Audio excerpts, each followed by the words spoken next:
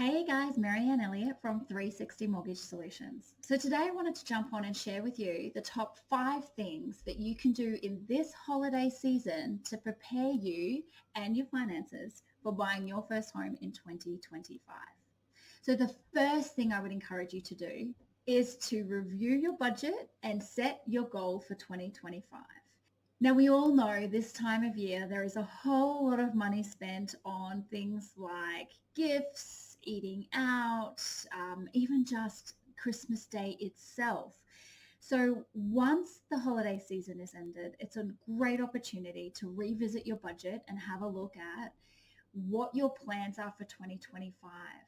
It's also a great opportunity to have a look at what the holiday season has cost you and then make sure that you're pre-planning for that expense in 2025 so that you can still ideally set your goal and save your deposit along with still having a lifestyle and being able to afford things like the holiday season.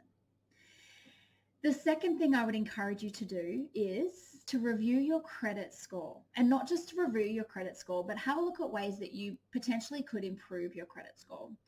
A lot of the hurdles I see for first home buyers, and it's not just specific to first home buyers, is around their credit score. Potentially too many inquiries can start to drop your credit score, or there might be some small little blemishes on your credit file that when you tidy them up before you apply for a home loan can relieve a lot of stress and heartache. So certainly having a look at what your credit score is, and if there needs to be some work done on that, doing that before you start your home buying journey. The third thing that I would encourage you to do is to get all your documents in order. So when I'm doing an application for a first home buyer, I often ask, or any application really, I ask for a lot of documents. These documents, unfortunately, are not negotiable. So sometimes I'll have clients say, I don't have a passport or I can't find my birth certificate. I have had times where clients had to reorder a birth certificate. We've got finance clause due and they're hoping that their birth certificate will arrive in time for us to get it to the bank so that we can get moving with their application.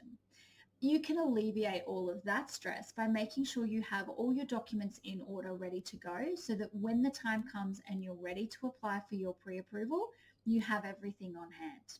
And if you need a bit of a guide about what you might need, I have done a video before, so I'll link that in the comments show notes. But otherwise, you can absolutely reach out to Tara or myself and we can give you a guide of what first home buyers typically need when they're applying for their first home. The fourth thing I would encourage you to do is to have a chat to myself or Tara at 360 Mortgage Solutions or your preferred mortgage broker about what type of lenders and loans or even grants and schemes are available out there to you. Now, a lot of the time first home buyers will say to me, I'm not quite ready to meet you yet. I don't want to start buying until say 6 months time. But in all reality, meeting with your mortgage broker well and truly before you're ready can help you so that you can plan and prepare for the right type of loan and you know all the figures and stats when the time comes. So I would much rather meet with a first home buyer 1 or 2 times before we're doing an application so that we can really polish off what we're doing and they can understand and know what type of loan we're applying for. Does it come under a scheme or a grant? And if not, what does the potential lender's mortgage insurance look like? And what are some other options or recommendations we can give to avoid those costs of lender's mortgage insurance, etc. Now, finally, my 5th tip is to set a realistic expectation for your first home. Now, a lot of the time, particularly in this market, with the cost of homes going up exponentially and the interest rates going up, it means that what first home buyers can afford now compared to what they used to a few years ago is drastically different. So I have a lot of first home buyers that are now switching to rent vesting. Again, I'll pop a link below if that's something that interests you. Or looking at a stepping stone house. So they'll be purchasing a smaller, perhaps it's a unit or a townhouse to start, building their equity and then going up from there rather than going straight into a 4-bedroom house.